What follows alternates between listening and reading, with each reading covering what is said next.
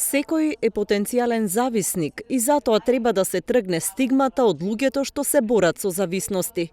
Вака порачаа говорниците на трибината "Зависност, криза на современиот човек", што се одржа во организација на Фондација Елеуса во Центарот за култура Антон Панов во Струмица. Доктор Васка Митова, специјалист психијатар, вели дека клучно е да се разбере што подразбира зависноста и колку лица има таа. Често пати луѓето не се ни свесни дека стекнуваат зависност, се додека таа не почне да го менува нивниот живот и животот на нивните блиски. И кој се е ранлив, кој се е подложен на тоа, практично дека да се освестиме за оваа голема, да кажеме, употреба, но не само злоупотреба на супстанции, туку напротив и оние што ги викаме ние бихевиорални зависности, односно зависности на однесување, кои што не демнат од секој чекор, особено се подложени младите, но не се изоставени и возрастните. И целта на ова ми е само да се освести оваа огромна тема, да се стави акцент и да се нагласи ризикот од практично од влегување во еден зачаран круг на некаква зависност и да се стави до знаење дека секој е ранлив. Да се намали стигматизацијата и да кажеме дека практично секој од нас е подложен на еден или на друг вид на стварање на зависност. Алармантна е и излегува од контрола. Практично и целта една цел на ова предавање, на вечерашното излагање е да се каже што све практично не излегува вон контрола.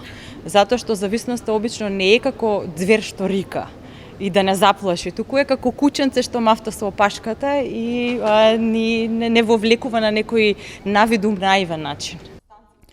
Борбата со зависности е тешка и мачна, но не е безнадежна. Ова е оценката на психотерапевтката Билјана Мицева, која повеќе од една деценија работи во тераписката заедница Покров. Таа апелира за поддршка на лицата кои се борат со зависност, за да се охрабрат да побарат помош.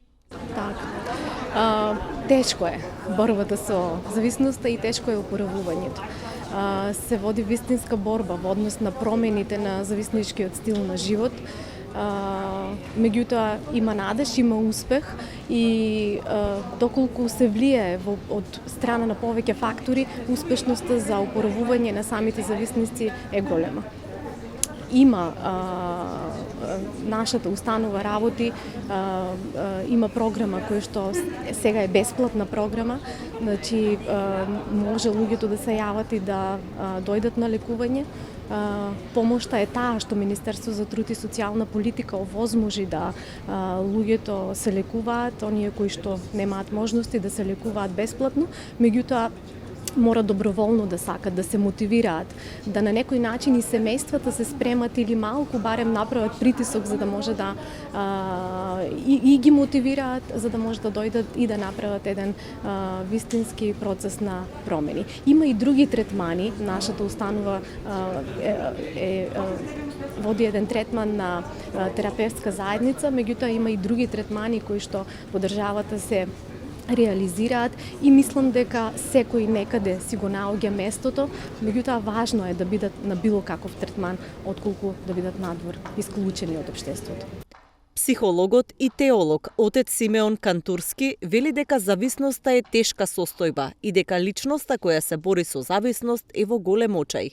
Според мене, зависноста е една од најтешките борби што човекот може да има, посебно зависност од опијатите. Кога се во контакт со човек зависник, на нивното лице гледаш очи.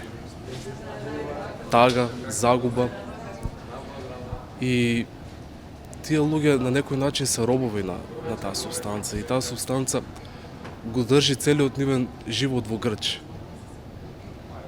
И нивниот проблем не завршува само со субстанцата, тука се појавуваат и многу депресии, многу други психички пореметувања. Така што треба многу љубов и многу надеж да им се дава на таа група на луѓе. Затоа што борбата никогаш не завршува со зависноста. Ти можеш и да ја победиш, но секогаш постои шанса таа да се врати. Од исказ на еден таков зависник, кој опишувајќи својата борба со зависноста, вели борбата со Овој проблем е како врата која ти може да ја затвориш, но таа секогаш некаде во подсвеста стои затворена и постои тој глас кој што ти вели отвори ја, отвори ја. Така што ова борба е навистина специфична. На трибината говореше и викарниот епископ Стобиски господин Јаков. Тој порача дека секој член на заедницата треба да развие свесност, но и прифаќање на лицата кои се борат со зависност. Како пример на трибината се посочи токму тераписката заедница Покров, која е основана со поддршка на Струмичката епархија. Па еве, јас со тој аспект, јас сум тука да го посведочам она што црквата го сведочи со векови во овој свет, и еве ќе се повикам на една фраза која што од моја перспектива звучи како флоскула: еднаш наркоман за секогаш наркоман, еднаш зависник за секогаш зависник.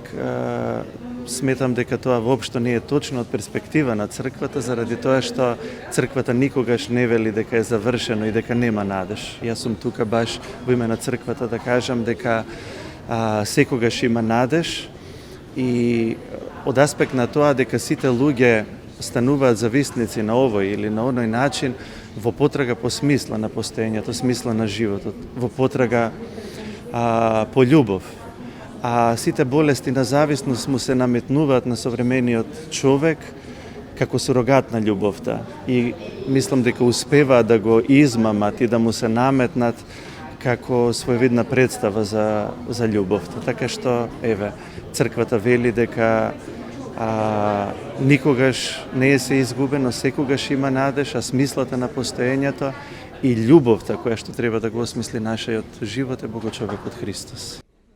Статистиките говорат дека бројот на зависници е во постојан пораст. Последните истражувања на Европскиот мониторинг систем велат дека во Македонија расте и бројот на адолесценти кои користат најразлични опијати. Од истражување на примерок од 2400 деца, дури 20% користеле некаква дрога.